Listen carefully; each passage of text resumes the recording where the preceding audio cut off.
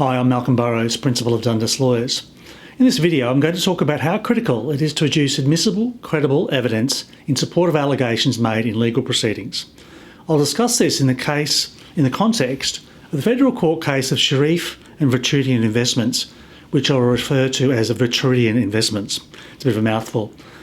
The case involves allegations of shareholder oppression by Mr. Gregory, the sole director of Vitruvian. There were four components to the allegations of shareholder oppression made by Mr. Sharif as follows. Firstly, that he had been excluded from management of Vitruvian. Secondly, that the cancellation of his shares without his consent and without complying with the statutory procedure for doing so. The formulation and implementation of a plan to dilute his shareholding by not allowing him to participate in future capital raisings. And lastly, the issuance of shares that occurred on the 14th of July 2020, which was sought to be justified on the basis that it involved the conversions of loans to equity. In this video, I'm only going to consider the exclusion from management as a ground of shareholder oppression. Whilst we don't have the benefit of reading Mr. Sharif's affidavit or the transcripts of the proceedings, Colvin J, at paragraph 250 of the judgment, discussed the facts were in evidence in relation to this issue. They are as follows. That the parties are considered entering into a shareholders' agreement and that there had been two versions proposed, with the version proposed by Mr. Gregory actually recognising Mr. Sharif as the CEO. There was no suggestion as to the terms on which Mr. Sharif had been engaged to work with Vitruvian Investments, or whether the basis on which had been issued shares included an ongoing involvement with the company. There was a suggestion that just prior to Mr. Sharif being removed as CEO, that he would be appointed as a director, as was the next step. However, it couldn't be concluded from this that his shareholding in the company had been acquired based on some sort of common expectation that he would have an ongoing management role. Unfortunately for Mr. Sharif, it was said by Colvin J at 251 of the judgment. In short, there was no basis in the evidence to support a conclusion that the removal of Mr. Sharif as CEO was wrongful in some way, having regard to the circumstances that pertain to Vitruvian and his appointment as CEO.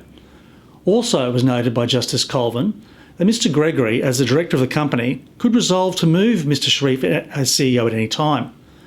And notably, no submission was advanced as to why it would be unfair for that to occur. In short, there was very little in the evidence to support the allegation that the affairs of Vitruvian were managed in a manner that involved an exclusion of Mr. Sharif, which was oppressive. The authority of wrongful exclusion from management as being oppressive was cited by Colvin J as the case of Campbell Backoffice Investments Proprietary Limited, HCA 25, where the court said at paragraph 175, wrongful exclusion from management of a company may be a form of oppression. So it leads to the conclusion, or leads to the question, what other circumstances could exist to support Mr. Sharif's claim that his exclusion from management was oppressive? Having had the benefit of reading the case and dealing with dozens of shareholder oppression matters, it seems odd that Mr. Sharif did not adduce any other evidence that would go towards his argument that his exclusion from management was oppressive. Usually, participants in early stage ventures, which Vitruvian was, put in more than a 9-to-5 effort in exchange for future returns when the business was in a position to pay. Given that it was said at paragraph 250 of the judgment, there was no suggestion as to the terms on which Mr. Sharif had been engaged to work for Vitruvian, and at paragraph 20 that Mr. Sharif did not have the financial capacity to participate in future capital raisings that occurred. It seems illogical to me that Mr. Sharif didn't expect any reward other than the illiquid shares that he was issued. What we've observed from the conduct of early stage participants in startup ventures leads to the conclusion that Mr. Sharif may have had an expectation of ongoing involvement as an employee or contractor of Vitruvian in exchange for his work. Why? This is because very few people have the luxury of not needing to be paid for the work they do. It's also usual for those involved in startups or early stage ventures to put in more than just the 9-to-5, as we've said earlier, with the expectation of future reward. Yet no evidence was led to this expectation and no submissions were made on this point either. Perhaps because the focus of this case involved the successful allegations of shareholder oppression caused by the share cancellation, Mr. Sharif may have neglected to lead significant evidence as to why his exclusion from management was oppressive. Alternatively, of course, perhaps the evidence didn't exist.